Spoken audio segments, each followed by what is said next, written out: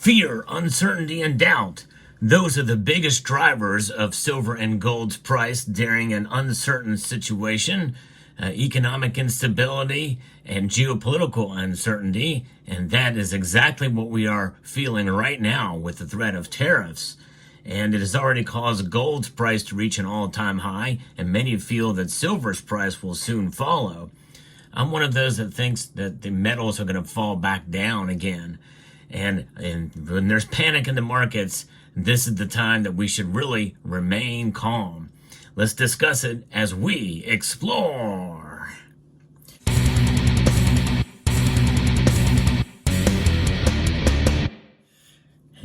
The tariffs are in effect right now. This is the first day of tariffs being implemented, especially with Canada and Mexico, and two of the places that we get a lot of gold and silver. And by the way, I'll also like to get silver and gold in different sizes as well too. Especially these little 1 gram bars are really cool. My friends at Summit Metals have them, as well as these little wallets. This thing will hold 12 of those. So traders load U.S. bound planes with gold and silver and tariff bet. Panic in the markets. That's my subheadline from this piece from Bloomberg that really kind of goes into detail as to what's happening here. Over the last few months, sealed wooden boxes have been arriving in the holds of commercial flights from London to New York, strapped up and tightly packed against tampering. When they land stateside, they are collected by trucks whose drivers generally don't know what they're hauling. What's inside are stacks of silver bars that traders, fearing that tariffs from the United States government are imminent, are loading into planes to rush to America. Gold is commonly flown between key global trading hubs, including London, New York, Zurich, Hong Kong, and Shanghai. Cheaper, bulkier silver is typically sent by ship. But the Trump administration threats of tariffs have created unprecedented dislocations. U.S. silver futures have spiked to a premium of more than $1 per ounce, making air freight viable and sending traders rushing to get metals into the U.S. before the new trade measures are announced, according to traders. And of course, they are announced, and it's happening right now. What we don't know is to what extent and what kind of tier level and what is exactly going to be involved in it. If it's across the board, well, silver and gold will be. And we'll assume that they are here as I give you a scenario and a situation where we should try our best to remain calm through this. Because I think things are going to return to some sense of normalcy. It may be a new normal, but a normal that we will have to live with. And I think that normal will lead to lower gold and silver prices. And we'll get into that in a moment, but let's first get into this because this is really interesting. In this situation here, it's highly unusual. Philip Newman, industry veteran and founding partner at the consultancy Metals Focus. It's the first time I've heard of that in terms of the London to New York route.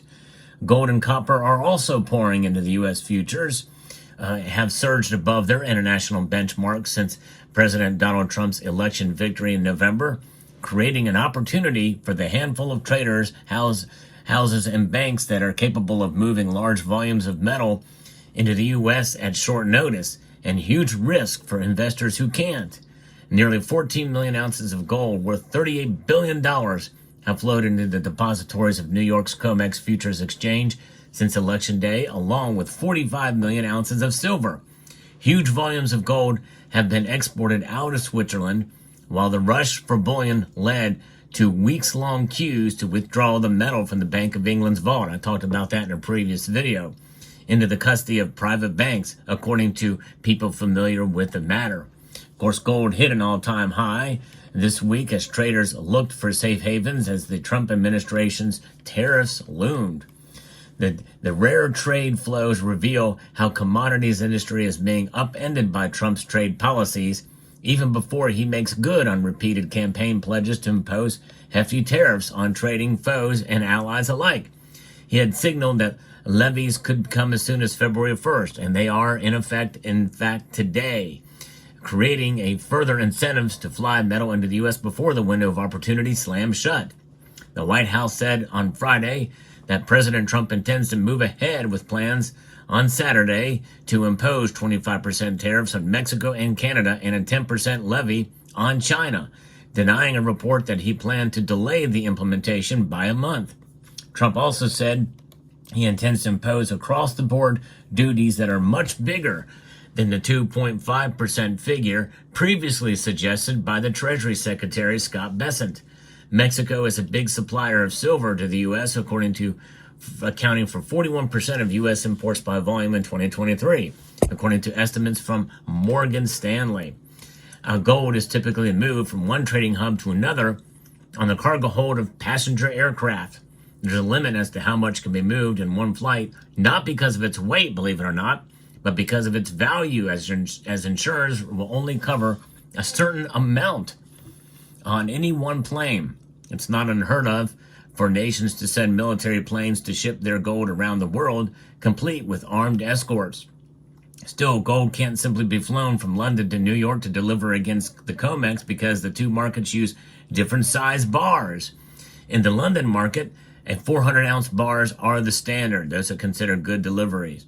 While the COMEX contract traders must deliver 100-ounce or kilo-size bars. That means gold to be delivered against the COMEX typically comes from large refineries in Switzerland or trading hubs in Asia where kilo bars are popular there. For silver, there is no such size issue. Both the London market and the COMEX deal in hefty 1,000-ounce bars. By the way, there's two different size contracts for those. One would be the 1,000-ounce bar itself. Another one would be 5 of those. It's 5,000 ounces. And while in normal times, silver is too low in value to be worth the cost of transporting it by plane, market disruptions can upend the normal economics of commodity trading. In the 1980s, for example, traders even put much lower value aluminum onto planes in order to more quickly capture an arbitrage. Many market participants doubt that the precious metals will be included in any tariffs, but that has not stopped traders from seeking to close out their exposure. The last time the precious metals market saw dislocations on this scale was during the early days of the pandemic. Back then, flights were grounded, upending the gold market and leading to bumper profits for those who could deliver metal to the U.S. and heavy losses for those who could not. Copper imports have also jumped in recent months, fueled by rare bulk shipment from Chile and trickle of metal flowing out of Africa.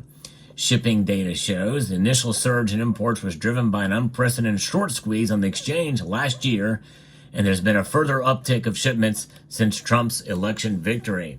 Whether it's coming from Chile or the Democratic Republic of Congo, the risk of traders with copper still in the water is that tariffs are imposed swiftly and cargoes will be slapped with duties when they arrive.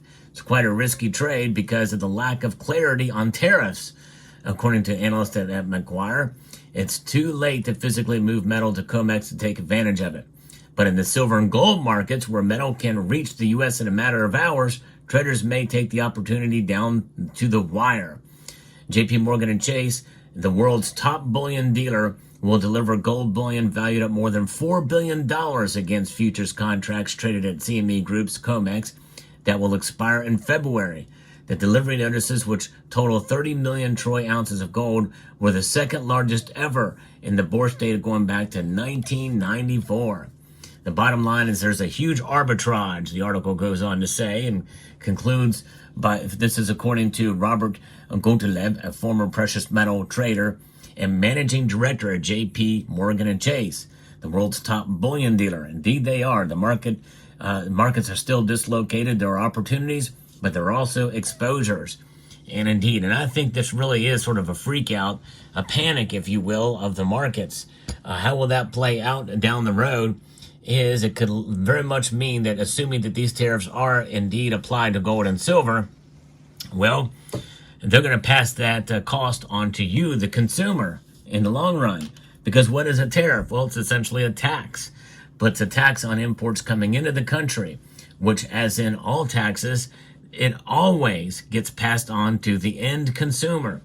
So if industrial silver and, in case, industrial gold, and when I say industrial gold, that means most of it is used for jewelry and other applications. Some of it may be in bullion form, in the form of, bullion coins from Australia, from China, and other places. Well, that's just going to increase the premium for those pieces. And you think about it, 25% is the highest number I've seen or used here. In other words, you're going to pay 25% more for your gold and silver coins in a worst case scenario. And I think that essentially probably will be moved back some.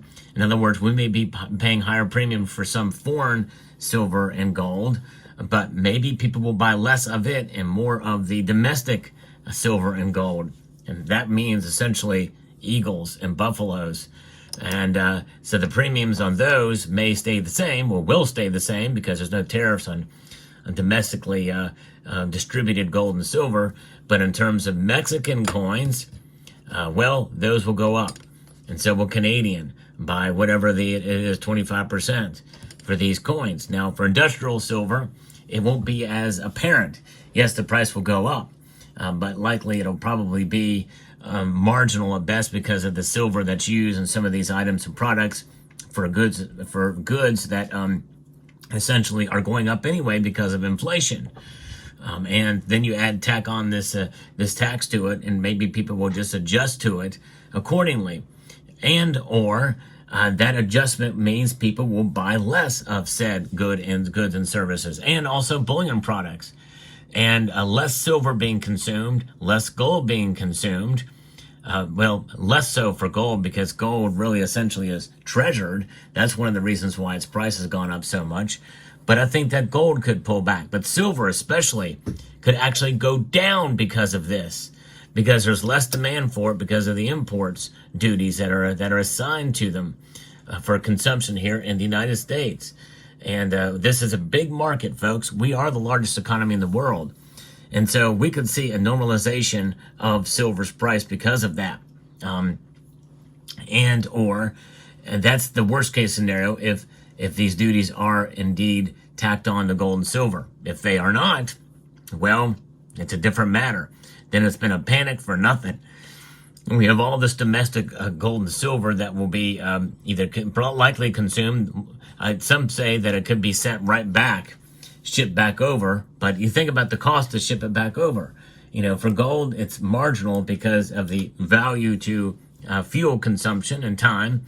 But for silver, well, there's a little bit more to it than that. I mean, and silver's price is low enough now that, of course, the arbitrage makes it attractive. But what if that narrows and closes down? Will they keep it here? Will they send it back? We really don't know. It'll be very interesting to see. But I think really all this panic has much ado about nothing, even though it is a something. That something is going to normalize now that these tariffs are intact, are in effect right now. And the only other thing is a potential that they could rise a little bit more, as alluded to in this piece. But we'll see how it plays out. But we have to be cautious. We got to be careful, and keep cool heads. Cool heads must prevail. I don't think this means that silver is going to skyrocket anytime soon. And I think really, in a sense, the worst is over now that they are actually in effect. So we'll see what happens in the coming week and how this plays out. Of course, I could be totally wrong about this. And, that is quite possible. Some people are going to say, well, see, told you so. Look at silver. It's going crazy now. Well, maybe so. But to me, it seems like here we're living in a new reality, and the market will adjust, I think, to this. And then when the things go back to some sense of normalcy. And now the normal now compared to pre-tariffs or pre-threat of tariffs will be completely different things. But you know what they say about psychology and fear. Once that fear goes away, well, things normalize. People don't get worried. And so they pay less attention to the gold and silver markets. And I think that's what's going to happen here. Let me know what your thoughts are in the comment section below. Hope you found this video informative, insightful, and educational. I'd like to extend a multitude of gratitude to you all for taking the time to watch, and encourage you to please rate, share, comment, and subscribe.